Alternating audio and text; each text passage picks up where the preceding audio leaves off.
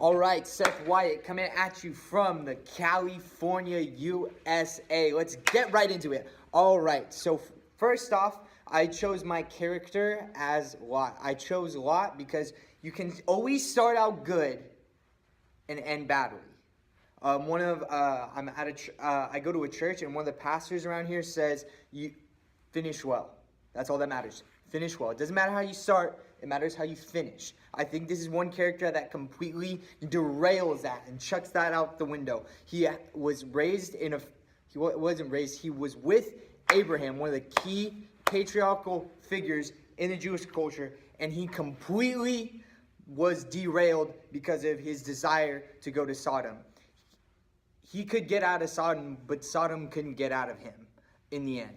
So that's mainly why I chose him. First verse he appears in is Genesis 11:27, when they're going, when the author's going through the author's Moses, when Moses is going through the line of Abraham and what line it went to get to Abraham, and Lot is in that line. Lot is Abraham's nephew.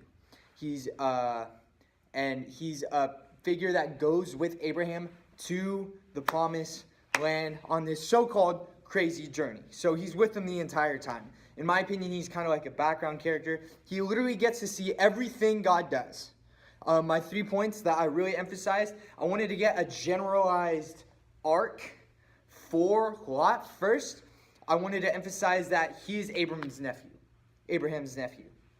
And that he started out as a good man. He's a good kid. He has a lot of potential. When Abraham says, "Listen, I'm going to give you two sides to choose from. You can choose this side or this side.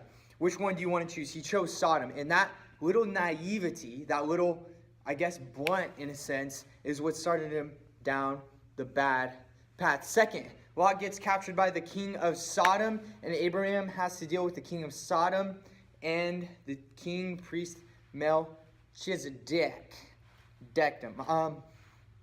Lot is eventually rescued. I just really wanted to emphasize that point because that is a huge moment in Lot's life. Lastly, I wanted to really emphasize the fact that when Sodom and Gomorrah was destroyed, he was saved.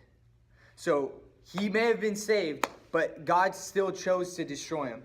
And eventually, even still, his children are born from incest because his daughters are ultimately decide to act out of selfishness and ultimately decide that since our husbands died in Sodom and Gomorrah, we have to have heirs. We have to have people. We have to have kids.